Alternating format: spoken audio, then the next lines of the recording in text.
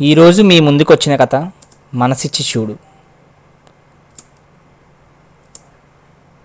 ముందు మాట, ప్రేమ. ఇది అందరి జీవితాల్లో ప్రతినిత్యం భాగమై ఉంటుంది.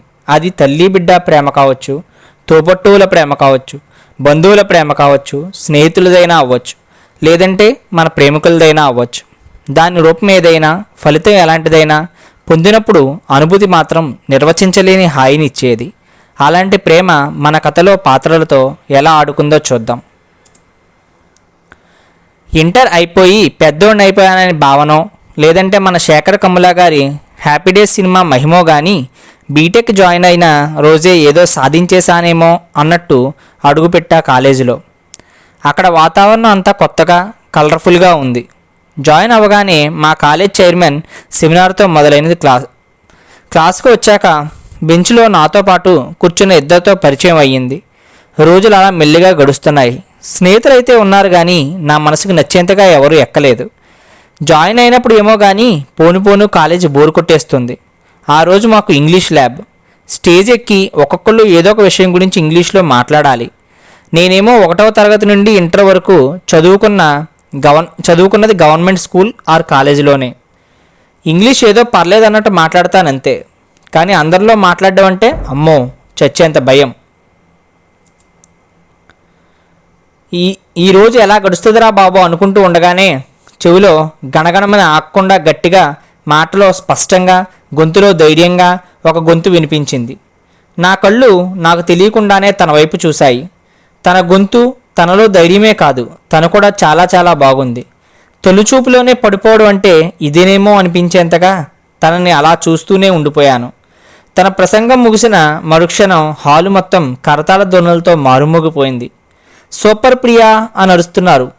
అప్పటికి తేరుకున్న నేను ఇంత అందాన్ని ఇన్ని రోజులు చూడకుండా ఏమి చేశానబ్బా అనుకుంటూ తన పేరు ప్రియానా, తనే నా ప్రియ అని ఫిక్స్ అయిపోదాం అని ఆ రోజు నుంచి తన్నే చూస్తూ గడిపేశాను. మనకు నచ్చిన వాళ్ళని చూస్తూ ఉంటే రోజులు ఎలా గడిచిపోతాయో మనకే తెలియదు అన్నట్టు మా మొదటి సంవత్సరం గడిచిపోయింది. ఈ సంవత్సర కాలంలో తనతో మాట్లాడింది లేదు, కేవలం కళ్ళతో ఆరాధించడం తప్ప. 2వ సంవత్సరంలోకి అడుగుపెట్టాక కొద్ది రోజులకి మొదటి సంవత్సరం ఫలితాలు వచ్చాయి. ఎవరూ ఊహించినట్టు నేను క్లాస్ ఫస్ట్ వచ్చాను. అప్పటి వరకు నాకు సిగ్గు వలన మాట్లాడట్లేదు అనుకున్న అందరూ అప్పుడు వీడు బాగా చదువుతాడని పొగరు, అందుకే మనతో మాట్లాడాడు అనుకున్నారు. అలా ఉన్న స్నేహాలు కూడా దూరమయ్యాయి. కానీ వాళ్ళకి ఎలా చెప్పగలను, నేను అందరితో కలవలేను, నా స్వభావమే అంతా అని. ఎవరు నన్ను అర్థం చేసుకుంటారో వాళ్ళతోనే ఉందామనుకున్నాను. ఇలా రోజులు గడుస్తుండగా ఒకరోజు తను నా దగ్గరికి వచ్చింది. ఏమిటి టాపర్ గారు, మాతో మాట్లాడరా అని అడిగింది. నేను ఒక నవ్వు నవ్వేసి అక్కడి నుండి వచ్చేశాను. కనీసం సమాధానం ఇవ్వకపోయేసరికి చిన్నబుచ్చుకుందేమో కొద్ది రోజులు మళ్ళీ నా వైపు రాలేదు. నేను తన వైపు చూడడం ఆపలేదు. మరలా కొద్ది రోజుల తర్వాత తనే నా దగ్గరికి వచ్చింది. ఎందుకు నువ్వు ఎవరితోని మాట్లాడవు అని అడుగుతుండగానే నేను నవ్వుతూ అక్కడి నుండి వచ్చేయబోయాను. అప్పుడు తను నా చెయ్యి పట్టుకుని, 1 సంవత్సరం నుంచి నువ్వు నా వైపే చూస్తున్నావు. ఆ చూపులో ఏదో తెలియని భావన, ఆరాధన. కానీ మనిషిని దగ్గరికి వస్తే మాత్రం దూరంగా వెళ్ళిపోతావు, మాట్లాడవు. అందుకే ఈరోజు అసలు ఏంటో తెలుసుకుందామని వచ్చాను. నువ్వు చెప్పాల్సిందే అంది. సరే చెప్తాను, కానీ నేను చెప్పేది పూర్తయ్యేంత వరకు నువ్వు ఏమీ మాట్లాడొద్దు. నిన్ను మొదటిసారి చూసినప్పుడే నేను పేకల్లోతు ప్రేమలో పడిపోయాను. రోజులు గడిచే కొద్దీ నాలో ప్రేమ పెరుగుతూ వస్తుందే తప్ప తగ్గడం లేదు. నువ్వు ఒక్కరోజు రాకపోతే నా మనసు తల్లడిల్లిపోతుంది. నువ్వు నవ్వుతుంటే నాకు స్వర్గంలో ఉన్నట్టు ఉంటుంది. నువ్వు నీ స్నేహితుల్ని ఆట పట్టిస్తుంటే అక్కడ నేను లేనే అనిపిస్తుంది. ఇన్ని ఫీలింగ్స్ ఉన్నా నువ్వు వచ్చినప్పుడు ఎందుకు వెళ్ళిపోతున్నానో తెలుసా? ఎందుకంటే నేనొక అనాథని కాబట్టి. ఏ ఆశ్రయం లేనివాడినని నాకు నేనే అశ్రిత్ అని పేరు పెట్టుకున్నాను. దానికి నిజమైన అర్థం అది అవునో కాదో కూడా నాకు తెలియదు. ఒక వీధి బాలల సంరక్షణ కేంద్రంలో పెరిగాను. ఇప్పటికీ నేను ఈ చదువుకోవడం కోసం రోజు రాత్రి పనులు చేసుకుంటూ ఉంటాను. రోజుకు ఒక పూటే తింటాను. నా కులం ఏదో మతం ఏదో కూడా నాకు తెలియదు. ఇన్ని ఉండి నేను నీకు ప్రేమిస్తున్నా అని చెబితే నీకు నచ్చవచ్చు, నచ్చకపోవచ్చు.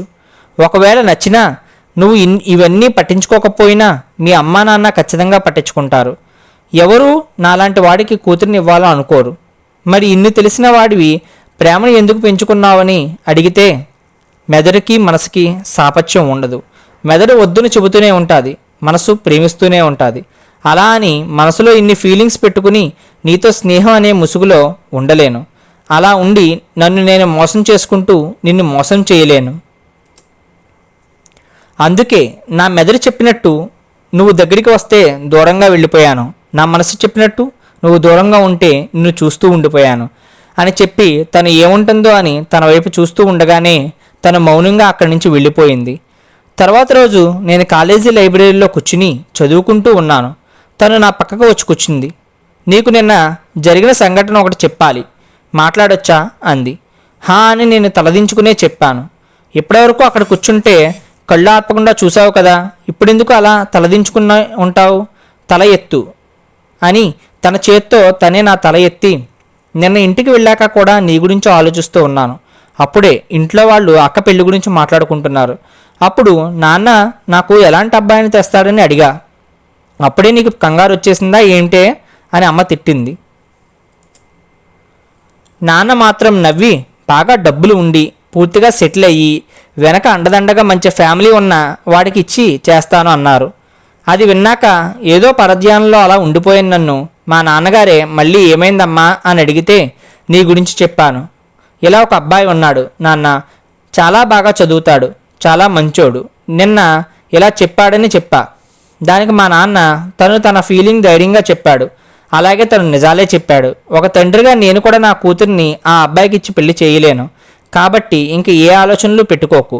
ఇద్దరూ ఓపెన్గా ఉన్నారు కాబట్టి కుదిరితే స్నేహితులుగా ఉండండి. తనకి కావాల్సిన కొద్దిపాటి సహాయం కూడా మనం చేద్దాం. కానీ గుర్తుపెట్టుకో, ఇది ఇంతకు మించి ముందుకు మాత్రం వెళ్ళదని చెప్పారు.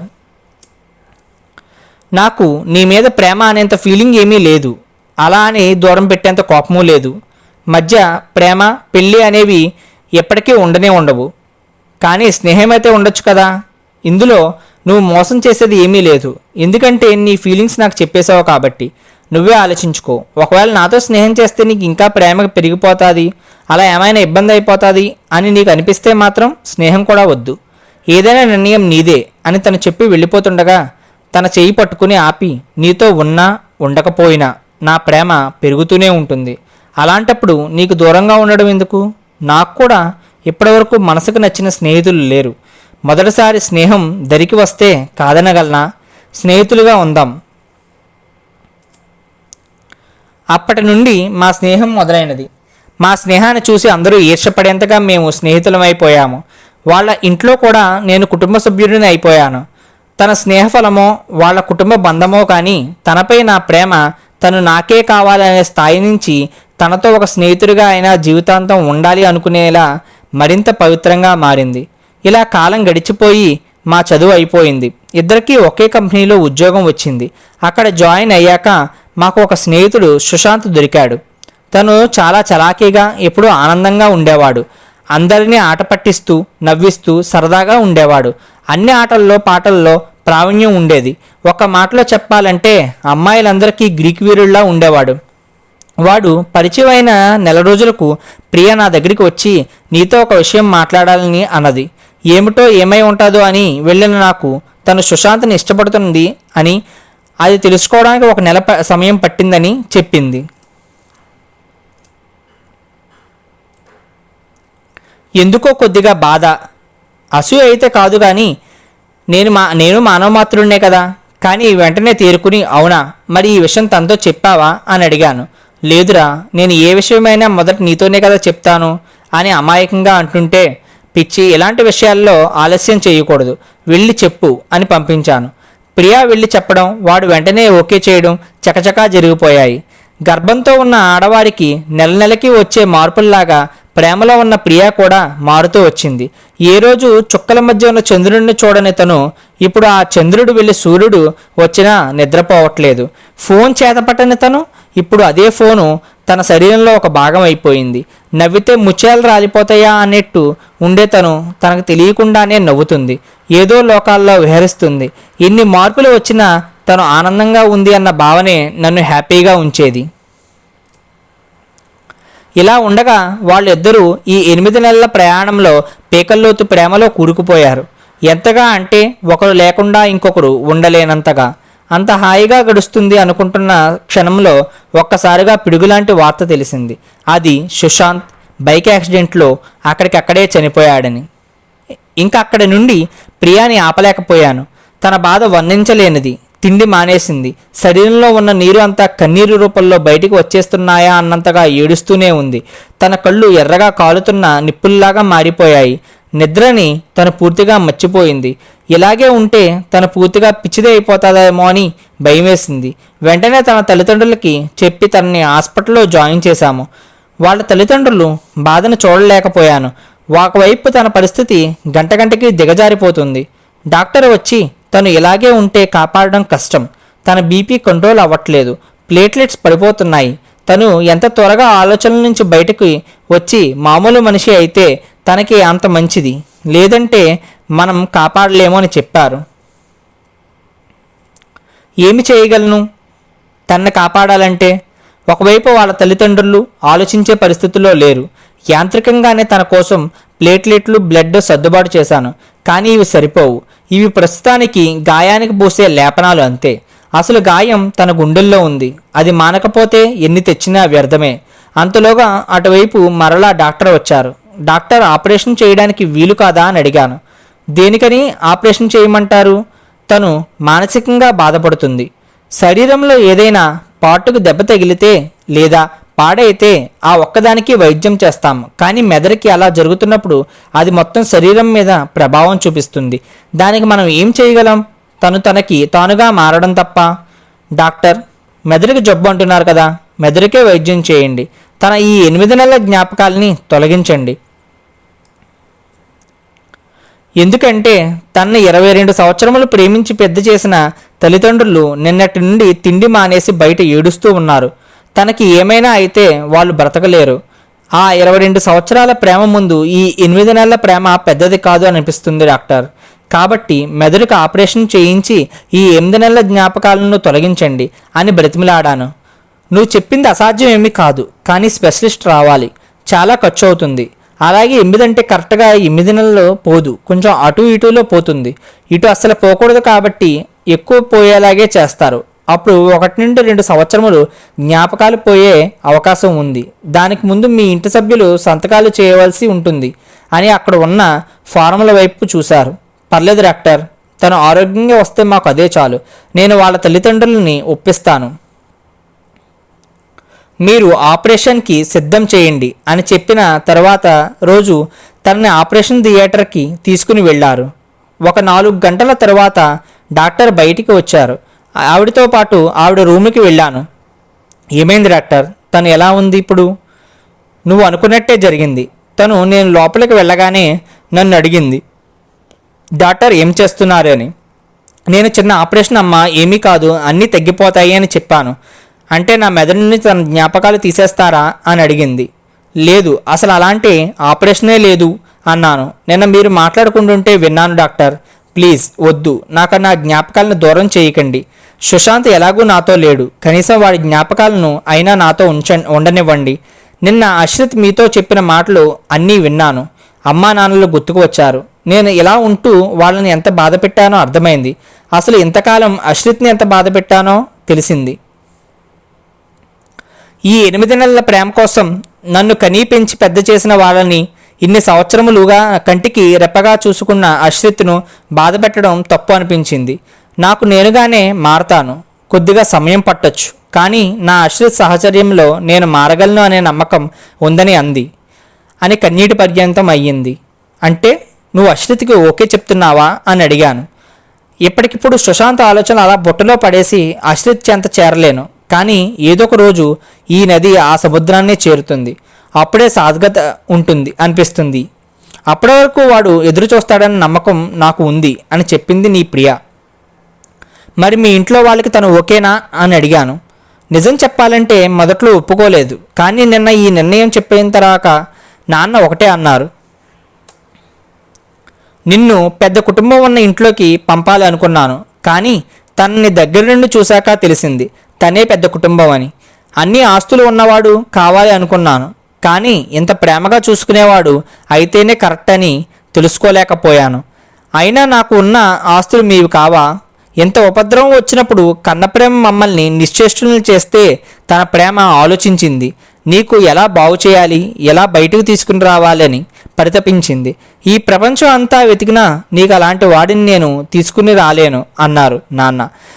ఓహ్ కంగ్రాట్స్ అని చెప్పి వచ్చేయబోయాను. వద్దు, ఆపరేషన్ ఇంత త్వరగా అయిపోయింది అంటే నమ్మరు, కొద్దిసేపు ఉండి వెళ్ళండి అంది. అందుకే లేట్ అయింది.